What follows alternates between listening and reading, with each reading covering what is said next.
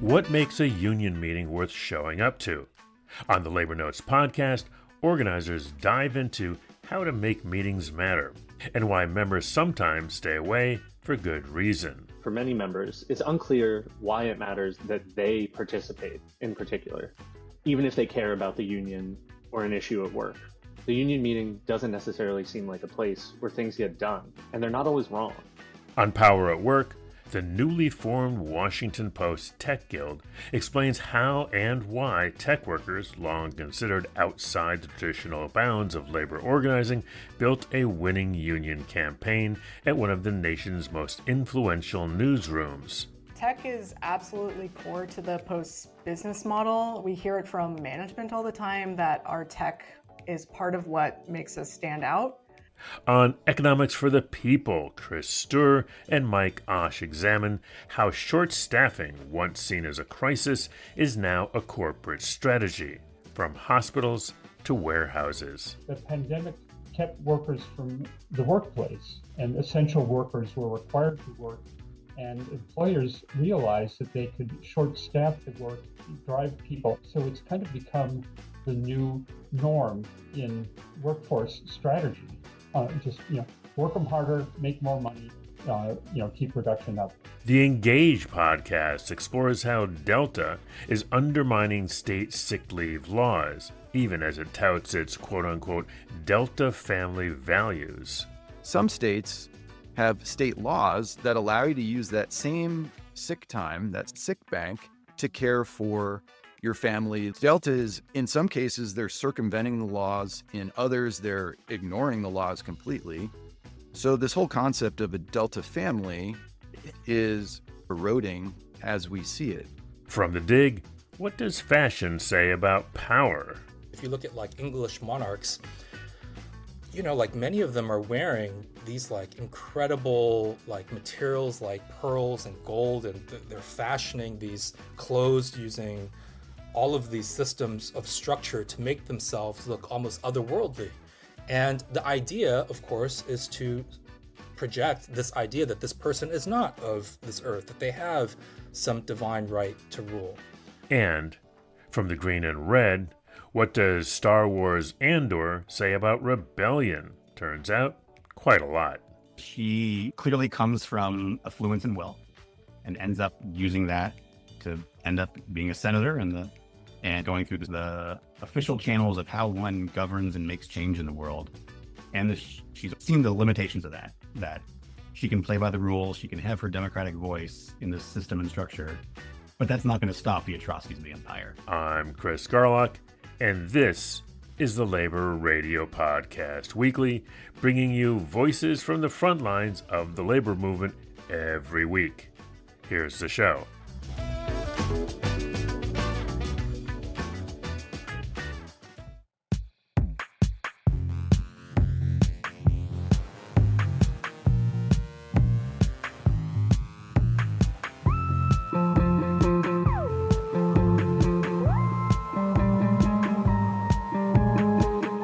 Listening to the Labor Notes podcast, the weekly show from Labor Notes on rank and file news and organizing tactics. I'm your pod co-host, Danielle Smith, and an organizer on our training team. And I'm pod co-host, Natasha Elena Ullman. We have our coworker, Joe DeManuel Hall, back again today to talk about a Stewart's Corner article with evergreen advice on designing more effective meetings with union members. Joe is also on our training team and leads many of our Stewart's workshops. Welcome, Joe. Hey, good to be back. So, meetings are such a fundamental part of organizing, but it's a thing that people often feel fatigued about, which makes sense because, honestly, I think most meetings are bad. Really? I love when meetings draw on for hours with no agenda or sense of purpose.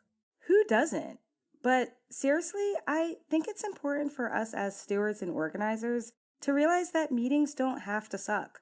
We can structure them in a way that activates members and brings them closer to the project, rather than wearing them down. I have a lot of thoughts about this, but Joe, I'll throw it to you first to start us off. What sort of things do you think hold us back from having meetings that actually feel energizing to members? So one of the common complaints that you hear from frustrated stewards, or from any union activist really, is no one is coming to meetings. This often leads people down the path of blaming members, saying that people are apathetic, and it makes people feel like they're failing at something central to having a strong union. But most union meetings are, frankly, pretty dry and ineffective. To an outsider, the agenda looks more or less the same every month, and it seems like the usual suspects show up to either pat themselves on the back or to fight about the same fights that they've maybe been having for years. And that's not even talking about situations where people get shut down every time they bring something up or shut out of meetings in one way or another. If you're facing those issues, you have a different kind of problem on your hands. I'd recommend checking out our article on what to do when your union leaders break your heart and the monthly workshop we do with the same name. But about meetings in general, for many members, it's unclear why it matters that they participate in particular, even if they care about the union or an issue at work. The union meeting doesn't necessarily seem like a place where things get done, and they're not always wrong. So the problem, I think, has two solutions. Meetings need to be better, and we can't rely on them as much as we do. So, how can we make our meetings more effective? One thing I think about a lot is this article written by Joe Fahey, a retired Teamsters local president and a longtime labor educator, called Bringing the Union Meeting to the Members, that we ran in 2017. You can find it on our website, labornotes.org. It's one of my favorites. In the piece, the other Joe does a great job of covering how the issue might be less about members not caring and more about missing opportunities to get information to and from members in other ways. He gives the example of a coworker who asks you what happened at the union meeting yesterday. One response is to be dismissive. Tell them you should have been there. But another response is to see that this coworker is expressing interest, and that presents an opportunity. How can you get the important information from the meeting back to the workplace? Can this coworker help you get the word out? This solution is less about the means, having people attend a traditional union meeting at the union hall outside of work, and is more about the ends. That is, keeping people informed and engaged and hearing about issues at work and what people want to do about them. Thanks for joining us, Joe. Well, I hope you enjoyed your stay in the Stewards Corner. That's our show. See you next week. Solidarity, y'all.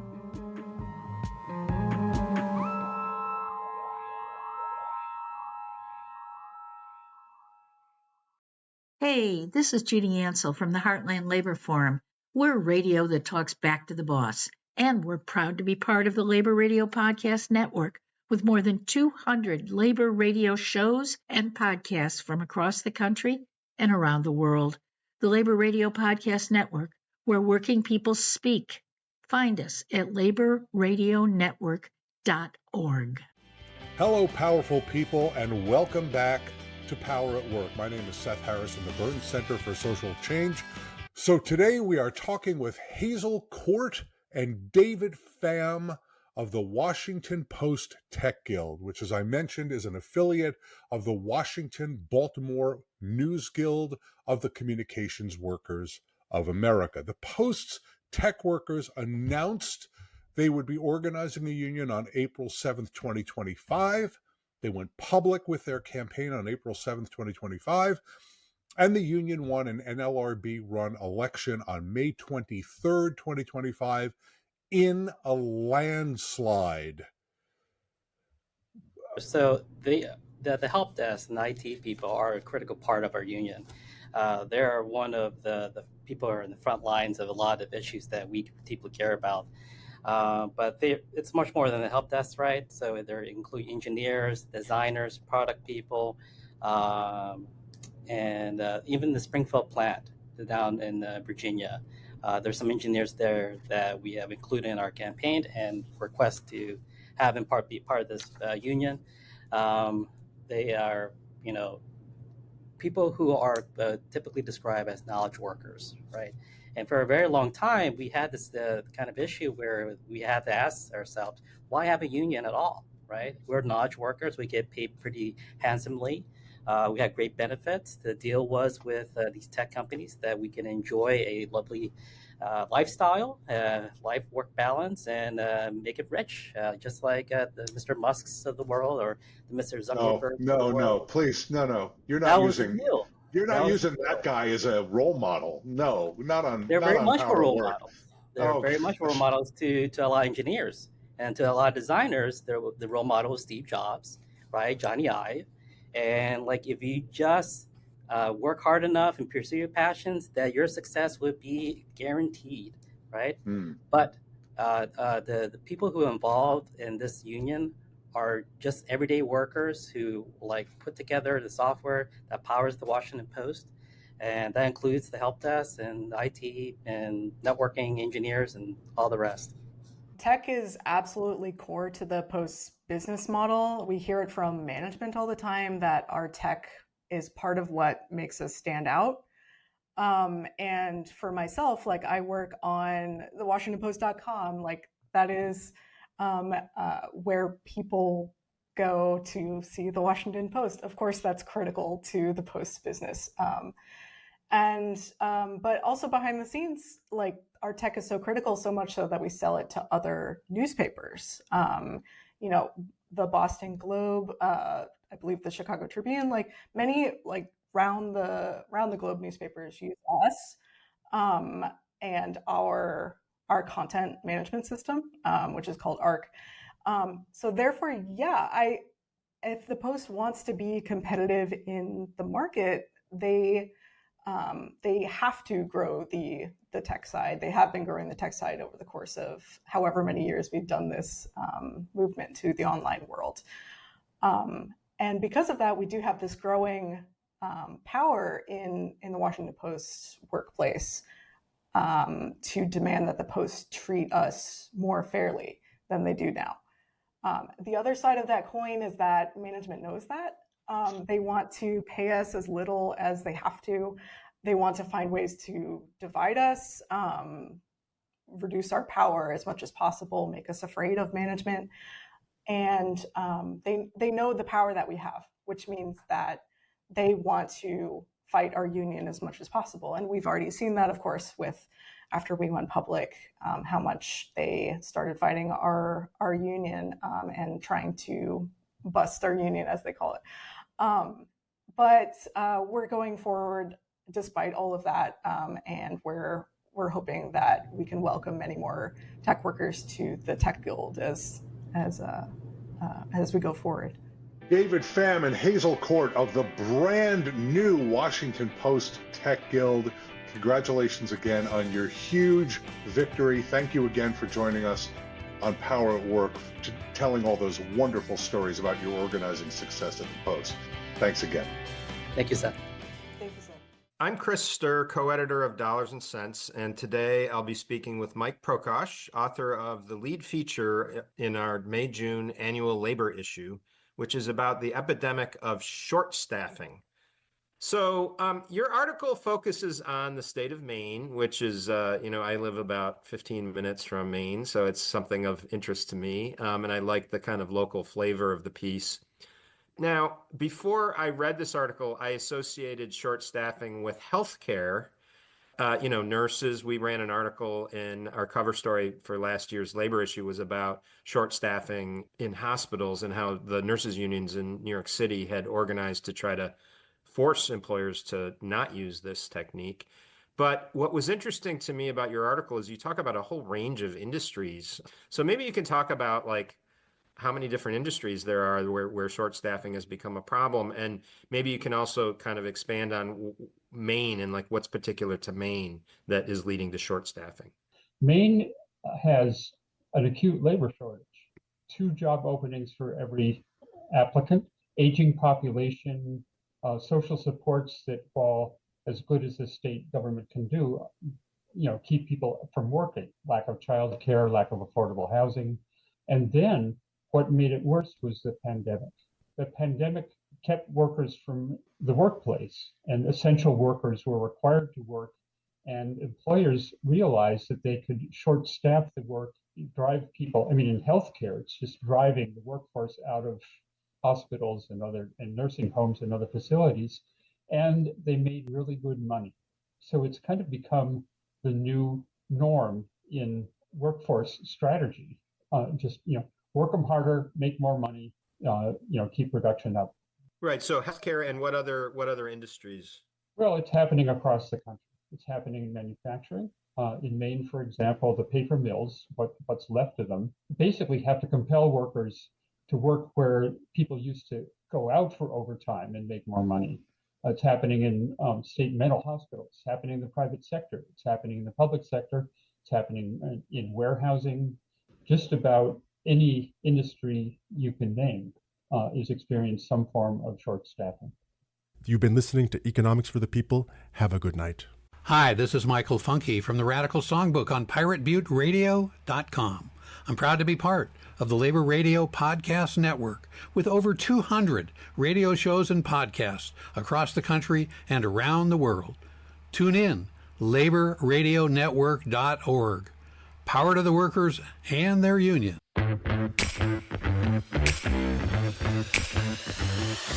Welcome back to the Engage podcast. Ryan Argenta here, and today we're talking about state sick. And so before I dive in there, we have a provision in our PWA, in our contract, that gives us the ability to use sick time, a certain amount of sick time that is contractually given to every pilot.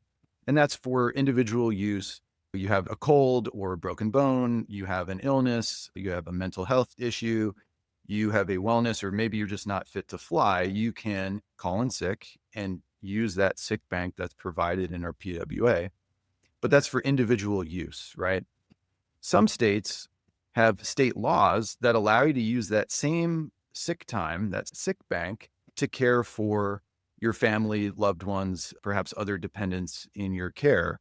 Delta is actively opposing those state laws that were enacted. And in some cases, they're circumventing the laws. In others, they're ignoring the laws completely. So this whole concept of a Delta family is eroding as we see it. And so I want to talk about that today. And in order to do that, I'm here with David Martin and Jeff Pavlak. David is the senior legislative rep for ALPA National, and Jeff is the manager of policy and legislation. Gentlemen, thanks for being here. Thanks for your time. Thanks for having us, Brian. Yeah, our pleasure. And give me a general overview of the state sick laws and provisions, and how does it affect Delta pilots? I'll take that one. This is Jeff Pavlak. States have been, for a long time, but increasingly with frequency, giving people that are based in the states, employees, sick leave rights. And that can mean any variety of things, but generally there's some grant of a certain number of days of sick leave across, at this point, probably almost a dozen states. And importantly, I think for Delta pilots, it's not just that you get sick leave, but usually these sick leave policies provide essentially a shield against the employer, allowing you to take the sick leave more easily than you would, for instance, under the contractual provisions. It forbids, in most cases, the employer from trying to restrict and or penalize you for taking those days. So it allows you to take them more freely, essentially. But for Delta pilots based in LA, Minneapolis, Detroit, Seattle, and New York, those are states off the bat that have state sick programs. Michigan is now into legislation for enhanced sick leave programs. And so pilots in those bases are familiar with state sick, and they're also probably familiar with Delta's ongoing efforts to prevent them from using that state sick benefit. David, tell me about what's going on with Minnesota and now Michigan specifically. How have Delta's policies changed or been updated? What's going on in those states? Yeah, so I'm going to let Jeff kind of chime in on Minnesota. I'm going to do that in second because, as some of you are aware, Minnesota passed their earned sick and safe time law last year, and currently it's being litigated by Delta Airlines. Minnesota did theirs straight up the old-fashioned way, legislatively. Michigan was a citizens-led ballot referendum, and several states are doing that. So in Michigan, the ballot initiative passed like 7 years ago, and it was under an unfriendly legislature who did an adopt and amend strategy and basically carved pilots and flight attendants out and weakened what the citizens voted on initially. Fast forward to last year, the Michigan Supreme Court said that that particular legislature couldn't do that. It violated their constitution. So the Michigan legislature enacted what the citizens actually passed, which we still had an issue with, but we were able to work with the AFL-CIO and legislators in Michigan to ensure that we are included in the Michigan Paid Sick Program. And we were able to capitalize on that opportunity to make sure that pilots were included in the Michigan Paid Sick Program. However, Delta in this case is telling pilots that we don't qualify using a variety of reasons. The most recent that we're hearing is that a majority of our work is not performed in the state of Michigan. You're listening to Engage, the podcast for Delta pilots. Welcome to The Dig, a podcast from Jacobin Magazine. My name is Daniel Denver, and I'm broadcasting from Providence, Rhode Island. Okay, here's Dennis Hogan interviewing Derek Guy. Derek Guy is a menswear writer and author of the blog Die Workwear. He's also an editor at the men's style site Put This On, and his writing on clothing and fashion has been published in the Financial Times, the New York Times, the Washington Post, Bloomberg, and Esquire. First, I want to talk a little bit about history because, one of the things that I think people really appreciate about your writing and your posting is that you really go out of your way to contextualize the language of clothing within its history. So maybe we can start all the way back in the 17th century, which is where you've connected the rise and decline of the suit to the birth of political liberalism. Clothing choices are shaped on the moving tectonic plates of politics and economics, as well as technology. And so the technology of the time influences what we can produce and how we dress, but also the systems on which we build politics and economics define how we dress over time. So a really good example of this is to really look at the political leaders over the time, because they have the most choices in terms of dress. I mean, if you talk to like a 17th century peasant, they don't, like they're trying to fashion together whatever they can to cover themselves. Although there were some sumptuary laws defining what, people could wear depending on their station in society, which is still about protecting to some degree elite interest. But if you look at the elites at the time, if you look at like English monarchs, like many of them are wearing these like incredible like materials like pearls and gold, and they're fashioning these clothes using all of these systems of structure to make themselves look almost otherworldly. And the idea, of course, is to project this idea that this person is not of this earth, that they have some divine right to rule. And over time, as you see democratic movements progress and people believing less in divine right to rule, and incidentally, as the printing press, going back to this idea of technology, as the printing press takes off, as people reproduce printed material to criticize the ruling elites at the time, you see many of these drawings making fun of how elites dress, to kind of say that they are dressed ridiculously, that this kind of attire is unfit for someone who should be a steward of the country, so on and so forth. But over time, the leaders of these countries in France and in England started to dress more, we'll say, humbly. So, it wasn't that they were just wearing these kind of incredible furs and silks and pearls. They started to dress a little bit more, not like the common person, but a little bit more drab. Beau Brummel had revolutionized men's dress, which is true. And as many of your readers will know, Beau Brummel is a figure in Regency England who changed men's dress by putting on what at the time was relatively simple attire for his station. So men at the time who were interested in clothes were known as fops, and they had these like crazy powdered, kind of like hair, and they wore this really elaborate clothing. And Brummel pared it down to the simple navy coat, cream-colored breeches, and a very simple white cravat, which he actually spent a ton of time tying in the morning to get it to look just right, to give this idea that he didn't necessarily actually care about his dress, that he just like fell out of his bed and looked this way. And he's often credited with changing men's dress, which is true. The uniform that many men wear today, which is a navy sport coat and gray trousers and the white dress shirt and the cravat, which is a necktie, which has become the necktie today, is basically descends from Brummel. Thank you for listening to The Dig from Jacobin Magazine. Welcome to Green and Red, scrappy politics for scrappy people. A regular podcast on radical, environmental and anti-capitalist politics. Brought to you by Bob Bazanko and Scott Parkin. Welcome to the silky smooth sounds of the Green and Red podcast. I'm your co-host, Scott Parkin, in Berkeley, California, also known as a galaxy far away.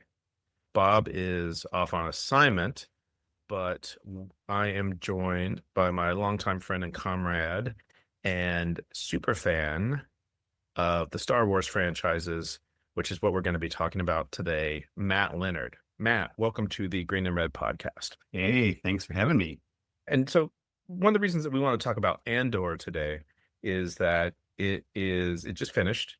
Season 2 finished. It was the finale of the miniseries.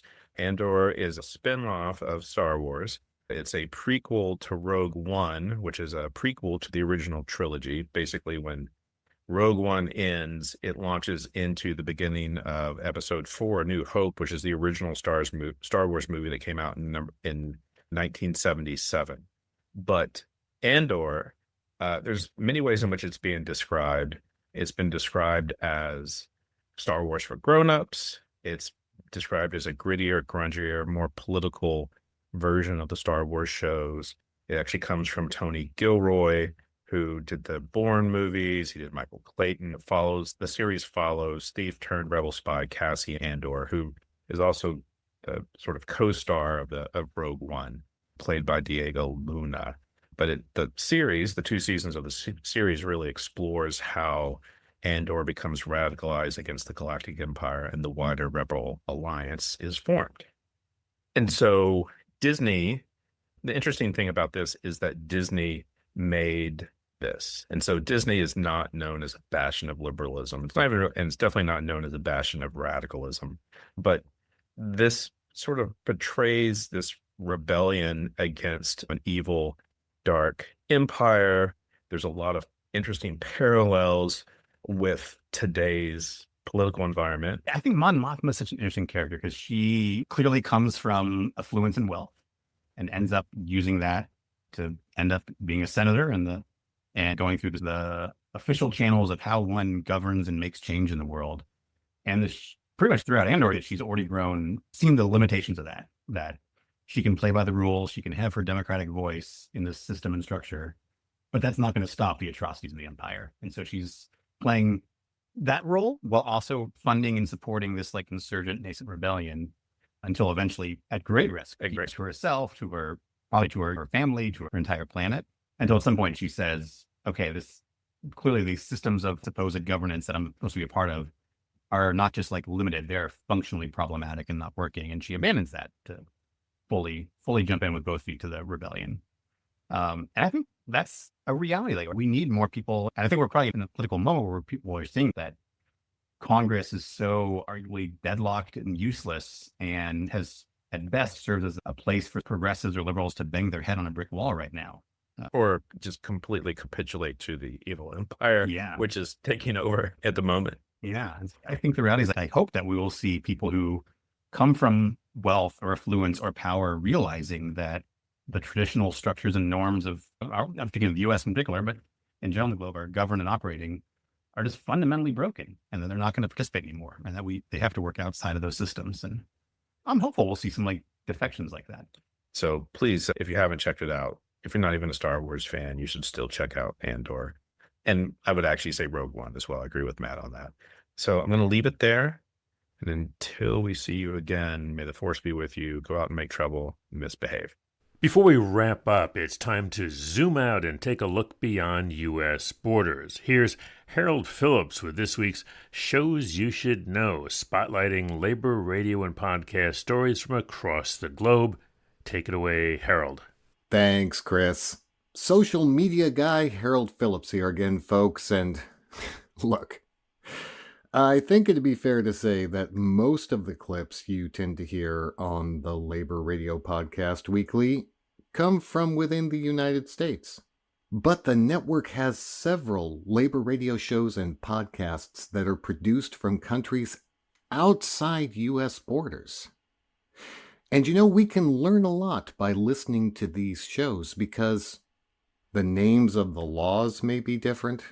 The languages might be different sometimes, but when you listen to a working person who lives outside the country, you realize that they're fighting the same fight that working people are fighting inside the U.S. So with that in mind, we thought we'd give you a little international flavor in this week's Shows You Should Know for the week of June 1st.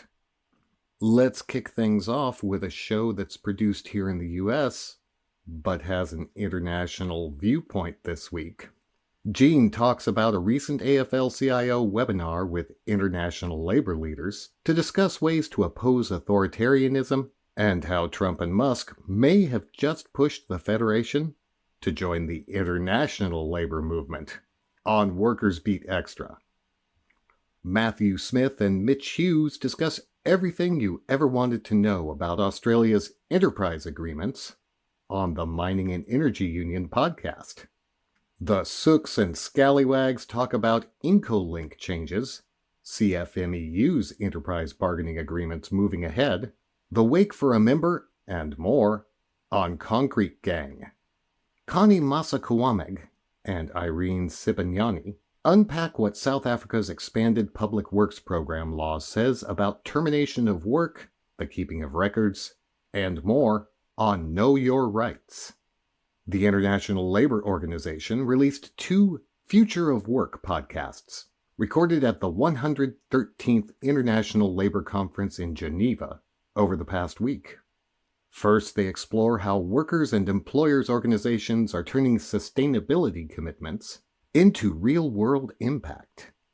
Then, they examine how AI can be a force for good, and the risks that AI can bring.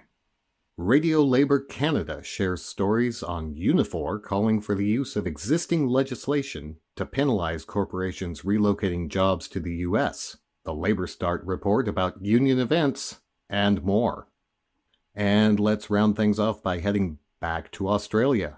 Stick Together takes us to a rally on the steps of the Victoria Parliament by Australians' Community and Public Sector Union, pushing back against the announced cuts of 3,000 public service jobs. And Solidarity Breakfast shares stories on Nakba Day in Sydney, the First Nations Writers' Festival, the Australian federal election, and more. Look, when you start listening to some of these shows from outside the U.S., you come to realize national borders don't really make a difference in working people's struggles. We're all fighting for the same thing: a better life for our families, fair treatment at work, and governments that put working people first. If you want to check out some of these international labor radio shows and podcasts, you know where to go: laborradionetwork.org.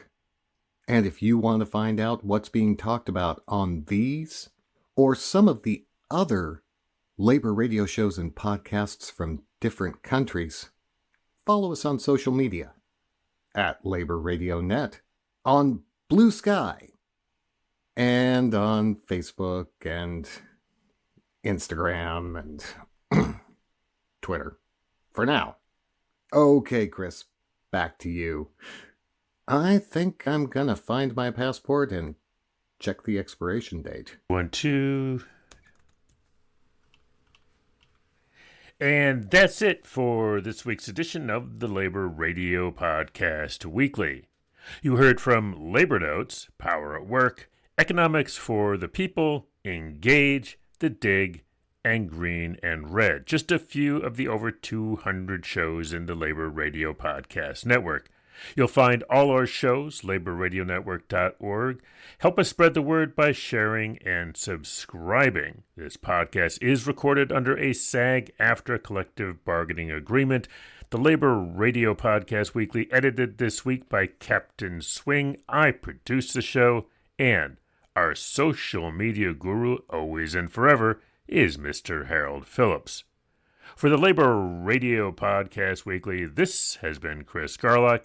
Stay active and stay tuned to your local labor radio podcast show. We'll see you next week.